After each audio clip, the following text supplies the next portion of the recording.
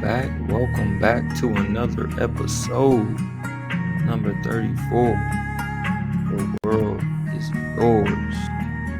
Let's go. Another one for the tribe. All praise the Most High.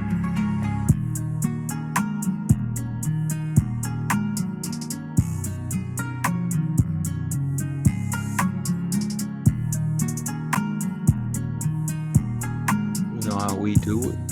We're just staying in check, searching for the Melchizedek.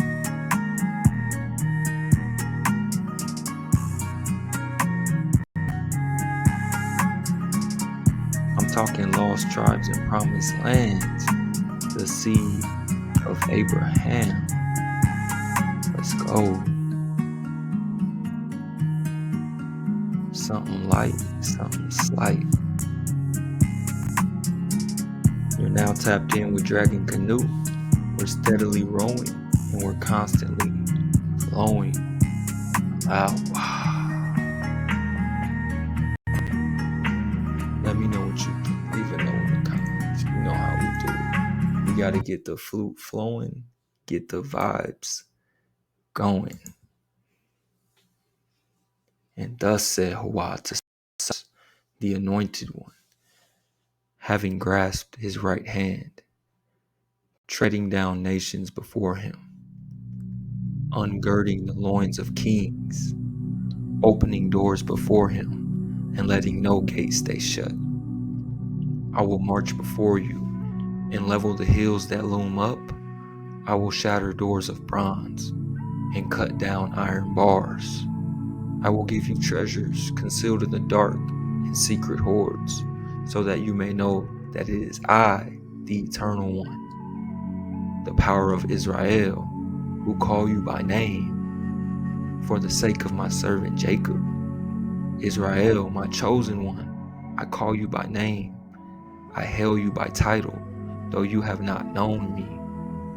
I am Hawah, and there is none else.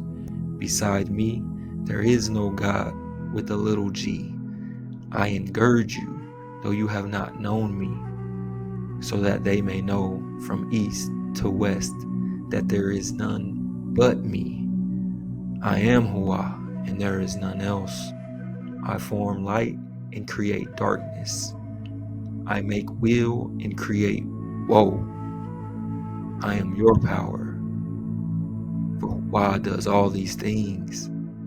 Pour down, O skies from above. Let the heavens rain down victory.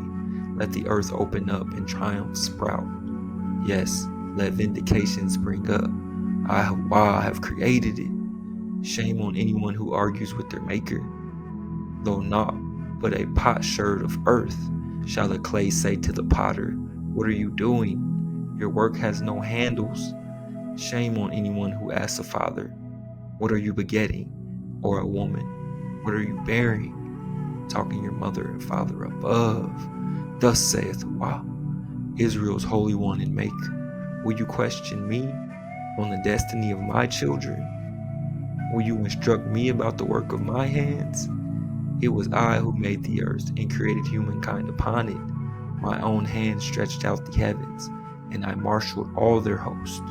It was I who roused him for victory, and who will level all roads for him. He shall rebuild my city, and let my exiled people go, without price and without payment, saith Hawah, the most highest of hosts. Let's go. Episode number 34. The world is yours. We're talking section 107 of the Copyright Act,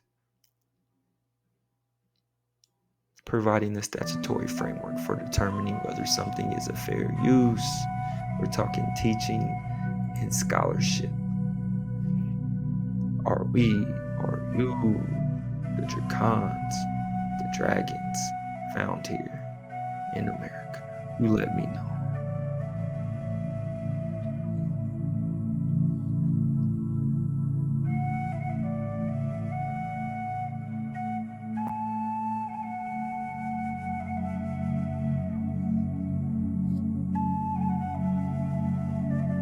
Are we, or you, the Dracons, the dragons found here in America. Let me know what y'all think. Leave a note in the comments. I got another one for you today. Again, I don't know if y'all ready for this one. You let me know. Leave a note in the comments, man. We're talking the World's Fair. We're talking Chicago. We're talking dragons. Let's go.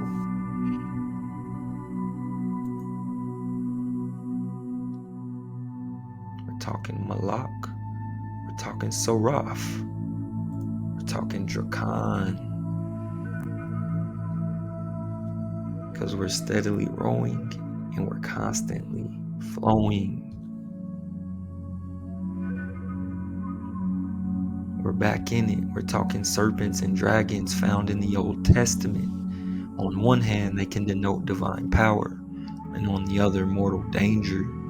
Dragons, Tanin, are frequently invoked by the prophets or in the Psalms, when the people are either oppressed by their enemies or have strayed from the path of righteousness. For example, the wine of sinners of Sodom and Gomorrah is the poison of dragons. Part of Hawa's punishment of the unrighteous at the second coming will be an habitation of dragons, Tanin. And says the prophet Micah, at the downfall of Samaria and Jerusalem is going down in prophet's town. Man, we're just connecting the dots. A remarkably clear-eyed piece of ethnography, James Adair devotes the entire book to his argument that the American Indians were a lost tribe of Israel. A kink, Thomas Jefferson calls this. We're talking so-called founding fathers. Let's get it. Malak, root to reign, to ascend the throne, cause to induct into royalty, take counsel, consult, make set up, king, be made queen. We're talking dragon kings and queens, servants of the Shamayim. Reign, rule, king, queen, Malak, to take counsel, ascend the throne, Muyatele Milak, Wa, Malak, Wa, or the finisher, and is served by two subordinate deities. The Most High is running everything. Morgan is undoubtedly referring to this same overall supreme being, the Great Spirit, Maya Talataga, the Creator, the Great Spirit, Tapa La Malak Kwa, the Master, the last dragon. We're talking Malak, to ascend the throne, to be made king, queen, Muyatela Malakwa, Shah Ma Yin, dual of an unused seam, Shah Ma, from an unruled root, meaning to be lofty, the sky, alluding to the visible arch in which the clouds move, as well as to the higher ether, to the celestial, air, astrologer, heavens, Shamayim, corresponding to Shamayim, heaven. We're talking Shama, to be lofty, the sky, to the higher ether. Because again, remember, we're just staying in check, searching for the Melchizedek, following the drinking gourd, as they say. We're just following the drinking gourd. The constellation Draco, the dragon, Tanin,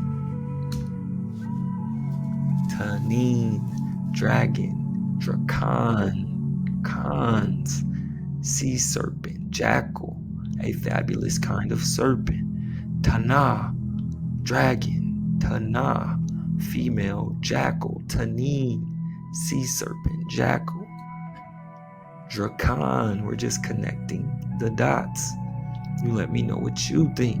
Talking Tanin, jackal, Drakan, Tana, Malak, Tanim, Neen, from the same as 8565, a marine or land monster, sea serpent, or jackal, dragon, sea monster, serpent, whale, keep that in mind, whale, dragon, sea monster, serpent, whale, tana, a female jackal, dragon, tana, tanin, jackal, dragon, serpent, whale. What does it mean to be called a jackal? A person or thing or tanin who performs dishonest or base deeds as the follower or accomplice of another.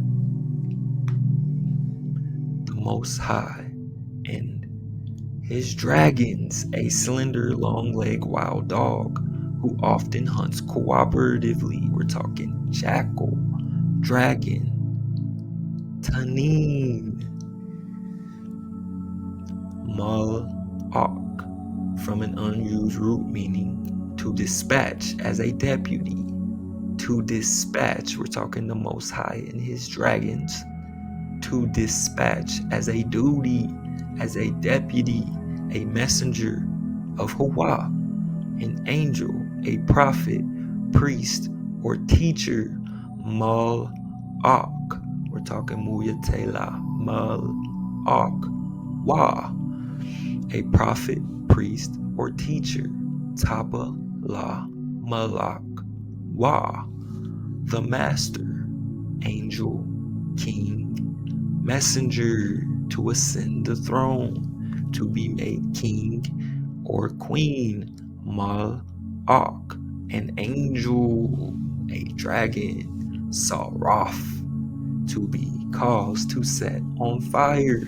We're talking the great Chicago, fire, to burn, to kindle, saraf, burning, poisonous, serpent, a saraf, or creature from their copper color, fiery serpent, saraf. We're talking copper colored cons found here, saraf. Dragons, to burn, to make kindling, tanin, invoked by the prophets, though they may cause destruction. The fire, we're talking Chicago fire, 1871.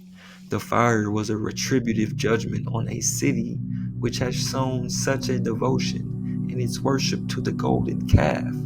There is no breath in them. A city which has shown such a devotion in its worship to the golden calf. Even Mayor Roswell B. Mason saying, a special day of humiliation and prayer, in acknowledgement of those past offenses against Almighty Huah, to which these severe afflictions were intended to lead our minds. We're talking the downfall. The dragons invoked by the prophets, it was all too vast, too swift, too full of smoke, too full of danger to take in, let alone process. The flames propelled variable gusts of wind, seeming to pour down Randolph Street in a liquid torrent. Wife of Lake Street clothing wholesaler Henry King described how she fled with her 4 young children, literally in a shower of fire. King was one of the many who saw Chicago's great conflagration as an apocalyptic struggle. You tell me what's going on in Chicago, 1871. Apocalyptic struggle. Fearful that the wind would lift them from her, she thought the day of judgment had come. When Julia Lemos tried to comfort her son Willie, he asked her if this was the last day. We're talking, though they may cause destruction. Saraf, Malak, the finisher, Muyatela Malak, Wa, asking her if this was the last day. Why, when will it end? Many personified the raging conflagration as the fire fiend, implying that the devil himself was behind it. Talking subordinate deities. Subordinate. White, who through all the figurative language he could muster at the conflagration, said it was as if the dogs of hell were upon the housetops of LaSalle and Wells Street, just south of Adams, bounding from one to another. We're talking jackal, dogs of hell, Saraf, to burn, to kindle, messenger, angel. The dogs of hell were upon the housetops, bounding from one to another. These provide a counterpoint to Alfred Frederick's drawing of the young woman protecting fallen Chicago from being torn apart by wild dogs. Jackal, to be dispatched. Saraf, to burn, to kindle, being torn apart by wild dogs. In an 1872 painting, a French artist who spent time in the United States, dark birds circle over the burned out city, much as they do in Frederick's drawing. We're talking dark birds circling over the burned out city. Angel, messenger, Saraf, poisonous fiery serpent, known for their copper color, though they may cause destruction. They are a good and purifying force. Dark birds. We're talking Chicago Fire 1871. The dogs of hell, they call it, bounding from one house to another. So on the left, you have the zoomed in image. On the right, you can see it from a bird's eye view. Check it out. We're talking angel, birds, and dogs. Let me know what you think. We're just staying in check, searching for the Melchizedek. The angel is holding a torch. Connect the dots. You tell me what's going on here. We're talking dark birds circling the burned out city. What is this? This looks like some type of Roman structure. Again, what is this? And what are these? And what are those? What a sight, Jonas Hutcherson told his mother. A sea of fire, the heavens all ablaze, the air filled with burning embers. Thousands of people rushing frantically about, burned out of shelter, without food, the rich of yesterday, poor today, destruction everywhere. Is it not awful? He said that one could only exclaim, "My power, my God, when will it end?" We're talking bounding from one house to another. So earlier the night before, the flames that had destroyed the courthouse blew along Randolph and Washington Streets, taking down many theaters and other attractions. For instance, the 5-story banner-bedecked Colonel Woods Museum.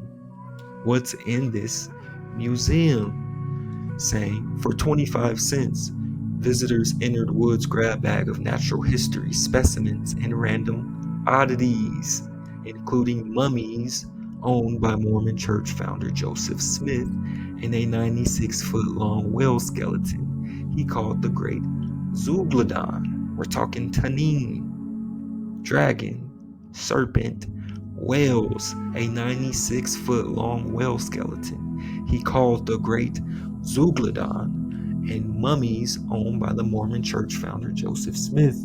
Are we talking Egypt or are we talking America? Saying above the cartoon is the title, Chicago Day, October 9th, 1896. The naming of the anniversary of the fire began 3 years earlier at the 1893 World's Columbian Exposition.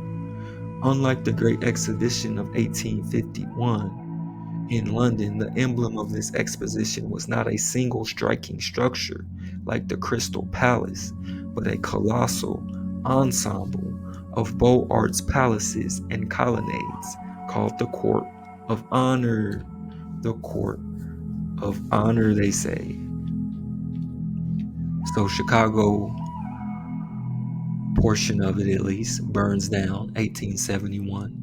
By 1890, Chicago's population exceeds 1 million. 1893, they're hosting the World's Fair, and not a trace of fire damage can be seen in the city. So again, we're just asking how, why, what, when, where, how, not a trace of fire can be seen in the city. In my opinion, the timeline or the dates are reversed because it's not adding up, man. Rock with me, man. We still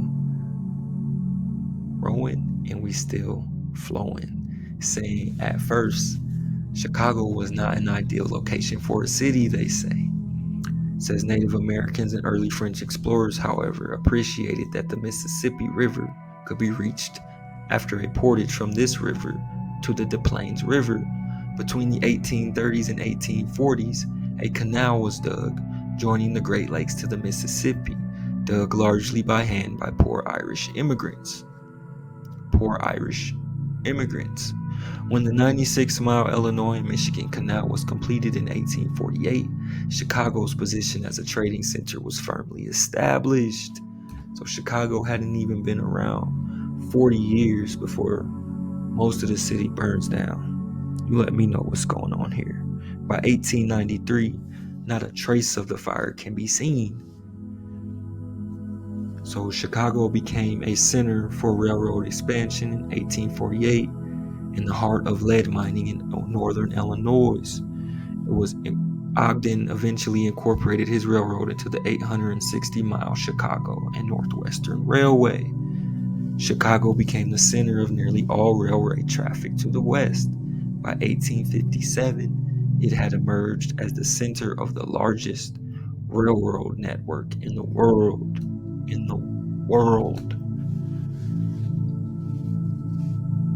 Miss Sarah Jane Lippincott visited Chicago and was impressed with how quickly had it grown from a trading post to a bustling urban area, nicknaming it the Lightning City. The log huts have made way for magnificent warehouses and palaces of marble. We're talking palaces of marble. This is 1873. She's talking about palaces of marble. By October 8th, 1871, they saying fire broke out and all the wood structures which predominated in the city were tinder dry and they burned down. We're talking wood and stone. There is no breath in them. It says the fire ended 2 days later. 100,000 people were left homeless, saying one of the most spectacular events of the century.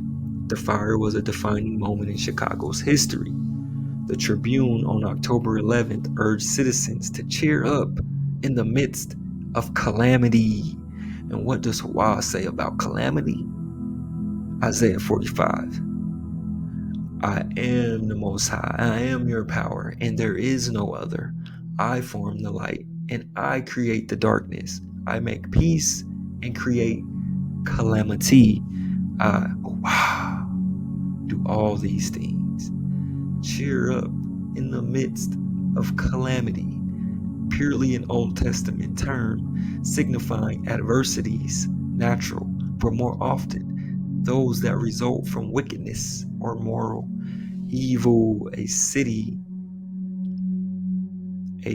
whose devotion in its worship to a golden calf. There is no other. I form the light and I create darkness.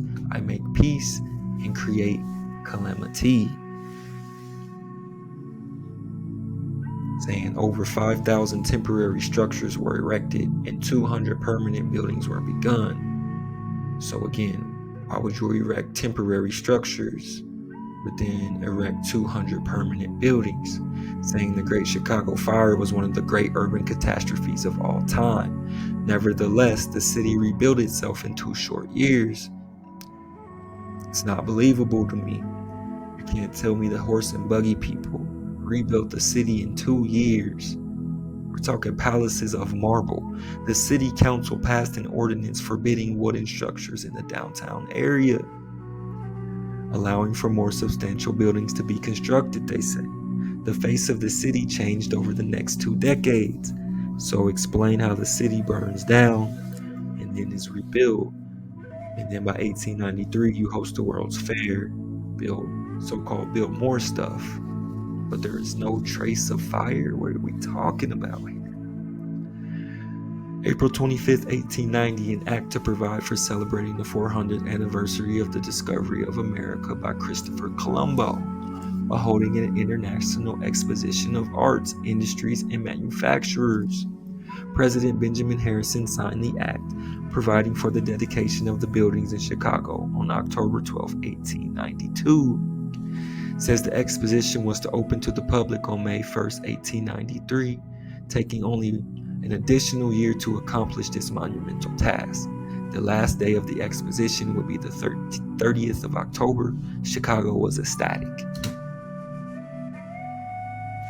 It says anthropologist Frederick Ward Putnam believed the upcoming event would provide an opportunity for a perfect ethnographic exhibition of the past and present peoples of America, and thus make an important contribution to science, which at the time will be appropriate, as it will be the first bringing together on a grand scale of representatives of peoples who were living on the continent when it was discovered by Columbus, they say.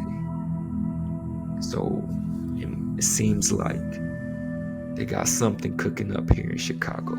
We will see.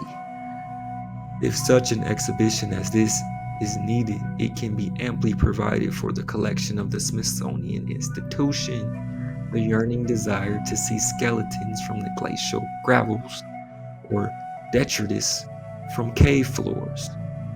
We're talking stone monstrosities from serpent mounds. We're talking Tanin, dragon, serpent mounds. The great Zeuglodon. Under Putnam, the Midway was to be a walkthrough of social Darwinism, starting with primitive tribal existence. We're steadily rowing and we're constantly flowing. Let me know what you think. What is going on in Chicago? Somebody please tell me. We're talking the Midway of the great Chicago Columbian Exposition. So what's really going on here? We're talking Moorish palace, the Berbers. Moorish meaning dark skin. Moorish from Mauritania, the ancient Greek Moros, dark or unknown. The term was originally used to describe Berbers and other people from the ancient Roman province of Mauritania in what is now North Africa. We're talking Moorish palace in Chicago, known from the people of ancient Roman ancestry, right? Is America Egypt? Is Chicago really Rome? You let me know. Leave a note in the comments. What's going on here? We're talking Hernando de Soto and the Spanish Secretary Rodrigo Rango expressing astonishment upon meeting Chief Tuscaloosa, whom he described as gigantic. The Spaniards estimated that Tuscaloosa was half a yard taller than any of them. Rango declared that Tuscaloosa measured up to Antonico, a colossal bodyguard of Emperor Charles V. Carlos Quinto. We're talking Roman structures in Chicago, Egypt. Carlos Quinto conquered the Incas. Check it out. Let me know what you think. What's up with these Moors, man? And Chicago and Charles V in Egypt. I had to do it. We're talking the Moorish Science Temple of America's first annual convention, Chicago, Illinois. Come on, man. Tell me, let me know what you think, man. What's really going on here? Who are these people, man? Where'd they come from? We're talking the eye of providence. So bear with me, man. I just connecting the dots, staying in check, searching for the Melchizedek. We're talking the Great Seal of the Moorish nation. We're talking the Great Seal of the United States. Ab antiquo, meaning from the ancient. Annuit coeptis, saying God has approved our undertakings, right? But what is the connection between the Moorish nation and the United States? The Eye of Providence is a popular symbol among Moorish sovereigns. Many claim its presence on a dollar bill signifies a contract between the founding fathers and the supposedly indigenous Moors of Amexem. We're talking from before Novus Order Seclorum, a new order of the ages. What's the connection between the Moors and the founding fathers? The Chicago Fire, World's Columbian Exhibition, and Colorado. You let me know. We're just riding the wave here. Tell me what's going on. Let me know what you think. We're talking the new image of the black man. This heroic figure stood at the 1893 World's Columbian Exposition. 30 years after emancipation, changes were slowly beginning to take place in the depiction of African Americans, right? We're talking a secret contract between the Moorish sovereigns and the United States. We got the horse and buggy black people here, man. What's going on here? You got this going on, man. 1893 World's Columbian Exposition. Hella strange. We're talking about secret council, a contract between the Moorish nation and the founding fathers. We're talking Psalms 83, a psalm of Asaph. Oh, wow, do not be silent. Do not hold aloof. Do not be quiet. O power, for your enemies rage, your foes assert themselves. They plot craftily against your people, take counsel against your treasured ones. They say, let us wipe them out as a nation. Israel's name will be mentioned no more. Unanimous in their counsel, they have made an alliance against you. Episode number 34, The World is Yours. Oh, wow. They plot craftily against your people. Talking the Moroccan-American Treaty of Peace and Friendship, 1786. They say, in the name of Almighty God, established between us and the United States of America, which is confirmed, in which we have ordered to be written in this book and sealed with our royal seal at the court of Morocco. We're talking the Eye of Providence, a contract between the Moorish sovereigns and the founding fathers. Trusting in God, it will remain permanent, they say. They take crafty counsel against your people. Let Israel's name be no more, man. No more. Says, through the barbarisms of the Orient and the misguided ancient history of the old world, we're talking the old world, to the heights of American forward-looking civilization in the White City. It says Putnam remained on as chief of the ethnology department, whose charge included the Colorado Cliff Dwellers exhibit. We're talking Colorado Cliff Dwellers exhibit. It says, years later, Bloom said that putting Putnam in charge of the Midway was like putting Albert Einstein in charge of the Ringling Brothers. Just let that marinate for a second. Putting Putnam in charge of the Midway, we're talking the Midway with the Moorish Palace and all this, we get into it, was like putting Albert Einstein in charge of the Ringling Brothers. So imagine a scientist in charge of a circus, a Columbian Exposition, so-called, to introduce the old world to the new. Come on, we're talking misguided ancient history here. This is the view of the Court of Honor, central focus of the fair. On the right, here on the right, the agricultural building. We're talking Rome, Roman palaces. In the distance is the peristyle with the 65-foot statue of the Republic. We're talking wood and stone here. On the left is the colossal manufacturers building. Over here, We're talking Roman white city.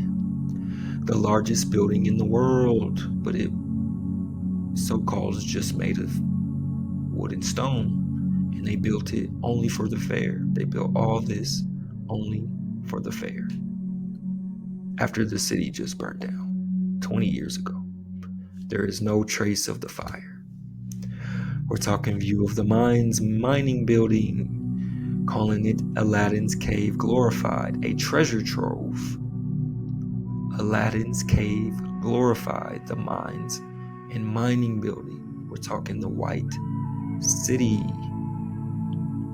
Roman palaces and Moorish palaces of wood and stone. Guess how please in the comments, if you didn't already get to the end of the video, just please guess how it ended. Please guess how all of this ended. The view of the Grand Basin and Court of Honor. We're talking statues. We're talking Globus, Cruciger. Keep this in your mind, man. Don't connect the dots here. We're talking Roman style palaces.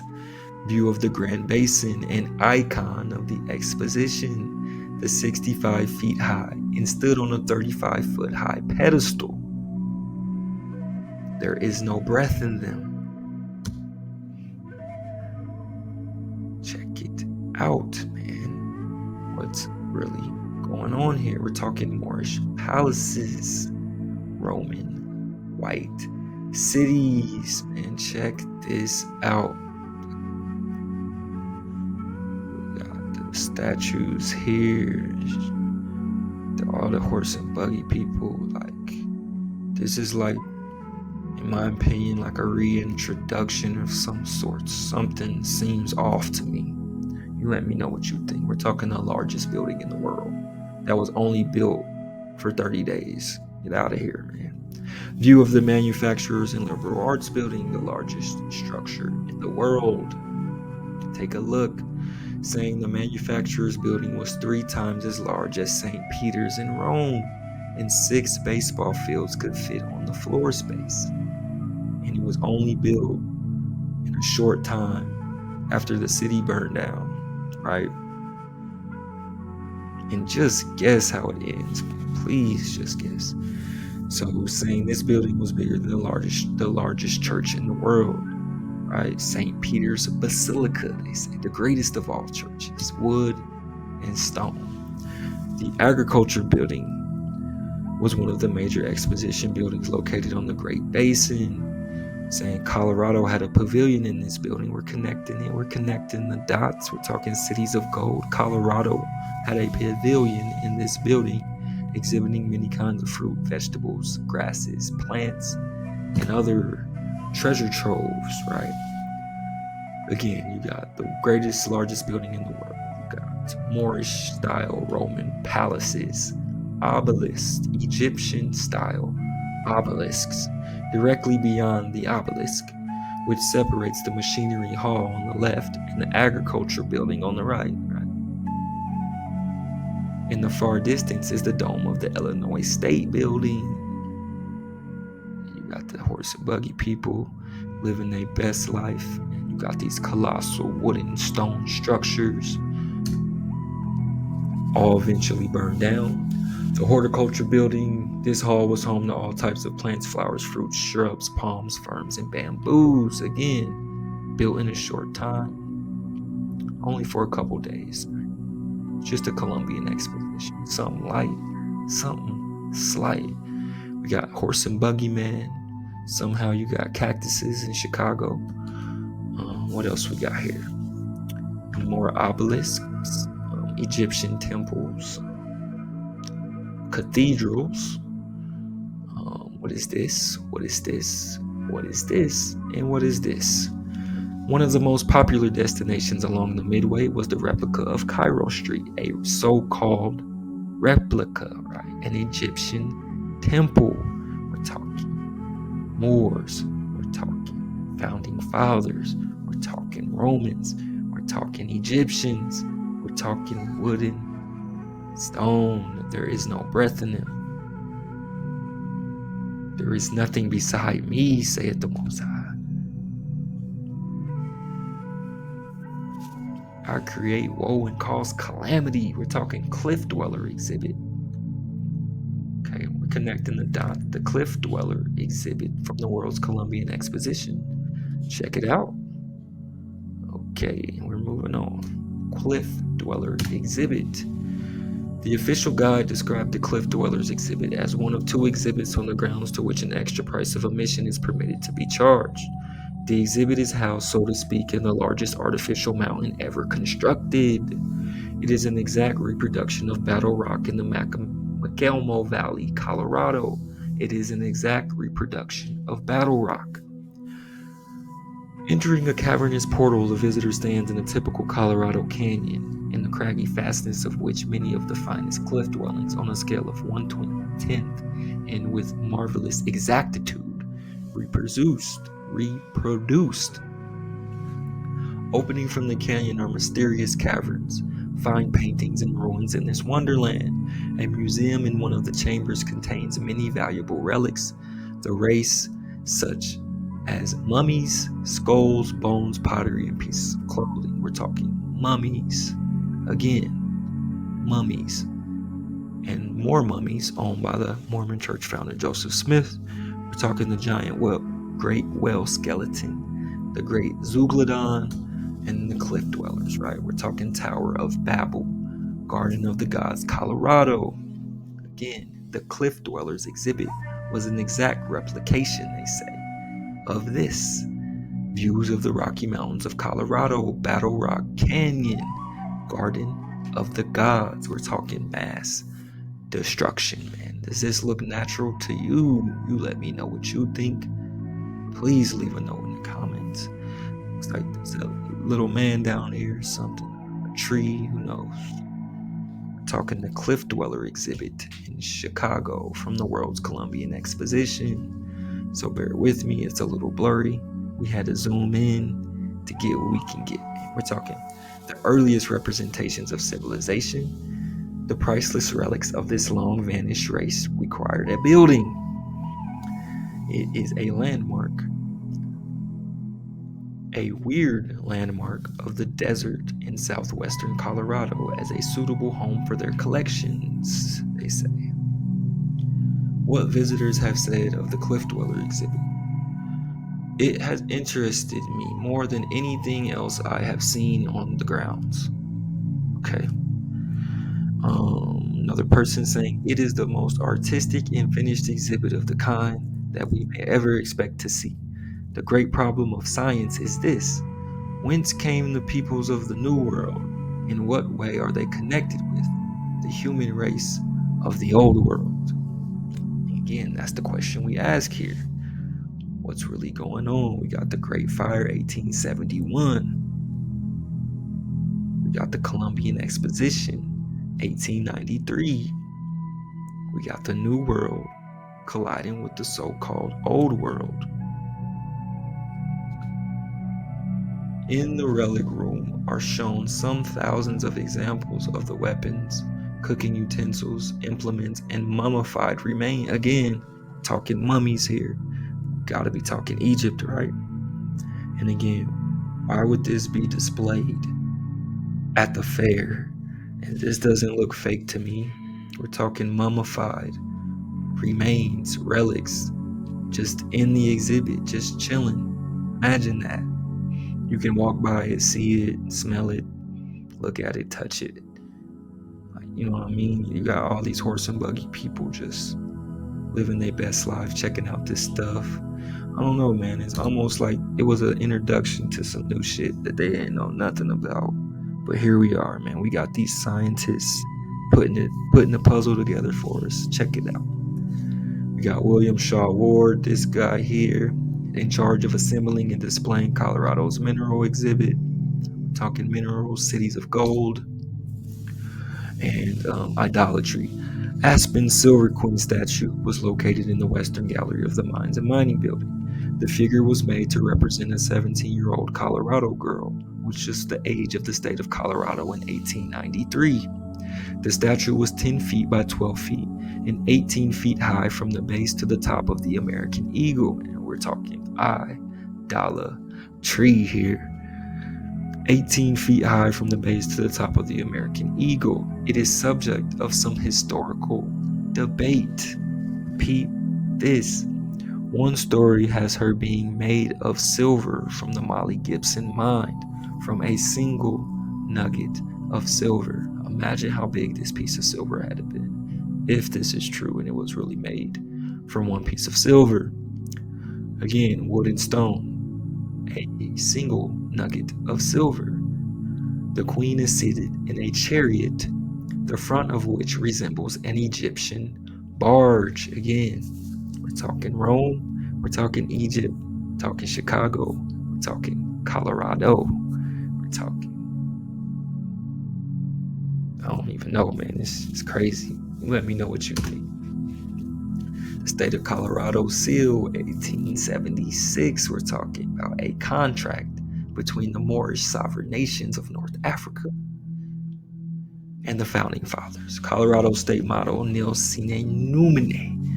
Nothing without the deity, they say. It originates from the epic Latin poem, the Aeneid, which was written by the ancient Roman poet Virgil. So what's the connection here? Egypt, Rome, Chicago, Colorado. You let me know. Episode number 34, the world is yours. Right? Mining companies from all over Colorado sent ore specimens. The specimen of rich silver ore, ruby silver from the Forest Queen Mine. The Forest Queen Mine received an award for these specimens. After the exposition, the Forest Queen specimens were donated to the new field Columbian Museum in Chicago. What's the connection between Chicago and Colorado? Right, we're talking the School of Mines, the World's Columbian Commission, the Globus Cruciger. You let me know. We're talking even before Christianity, the pagans used the globe as a symbol of authority. Holding in one's hands or having it under the foot was a clear visual message of established power. The Romans appear to have been quite familiar with this, belonging to Emperor Hadrian's reign that carried the Roman god Salus, shown with the foot placed on the globe, or a 4th century coin from Emperor Constantine I's reign that depicts him with the globe in hand. Right, we're talking a clear visual message of established power. We're talking Charles V. We're talking Chicago. We're talking Colorado. Let's get it. Come on, man. What is this? And what is this? And what is this? And what is this? Come on. And this. And this. And this. All right, we're talking Colorado, we're talking Chicago, we're talking Rome, we're talking Egypt, we're talking secret alliances here. So peep this. This is from an account of somebody arriving in Chicago. Said it proved an experience he did not relish, nor did he have a favorable opinion of the host city. He says, and now I am in the cab in ugly humor in a most filthy city, rolling down a narrow street over cobblestone pavement. The Chicago River looks like an open sewer. Again, remember, the city burned down in 1871. Supposedly rebuilt it by 1893, including these wooden stone palaces. He's saying that it's dirty, it's filthy, it looks like an open sewer. So just put the piece of the puzzle together. Observe that the houses are built principally of pale red and fire clay colored bricks. They all look like they had been built for centuries. Let that sink in. They all look like they had been built for centuries, even those that are barely finished. For centuries, right? We're talking the New World and the Old. Everything is dirty and grimy and greasy and smoky. We're talking sewers through the rotten worm-eaten Nicholson pavements, man. What's going on in Chicago? You let me know. Men said at vespers, all is well. In one wild night, the city fell shrines of prayer and marts of grain before the fiery hurricane. Let's get it, man. Says the reporter went on to paint a vivid and grotesque picture. A strong breeze from the lake fanned the flames, and they shot up into the air to a height of 100 feet or more. All the grounds as far north as the North Lagoon were lighted up like a midsummer's day at noon. The crowd that lined the shore could be distinctly seen in the bright light, and they could be heard too every time a statue or a pinnacle toppled on a crumbling cornice before taking a plunge into the fiery depths below. We're talking wood and stone. Statue or pinnacle toppled on a crumbling cornice before taking a plunge into the fiery depths below. There is no breath in them. Some ran onto the burning buildings, others to the lake.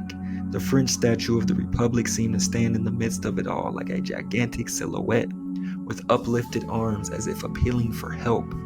The wind blew furiously and now and then made great rifts in the smoky wall, revealing the blood-red skeleton of arch and column.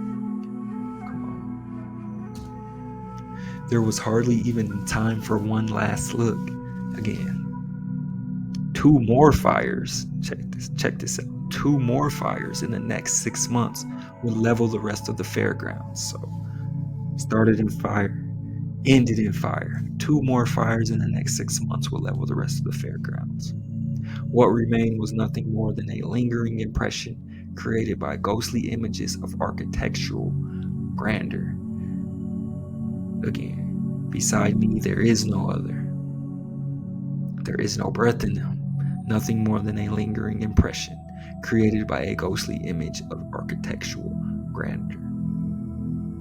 You live by the fire, you die by the fire. On the day after the fire on Exposition grounds, so we checked the picture and shit burnt down again. January 9th, 1894, smoldering ruins of the Court of Honor signaled a sad end to the reign of the White City. Allahu Akbar. Wood and stone. We're talking secret alliances here, man. You let me know what you think. We're talking Rome, we're talking Egypt, we're talking Chicago, we're talking Colorado. You got some insight? Let me know, man. Episode number 34. The world is yours. Allahu Akbar. All praise the Most High. Another one for the tribe.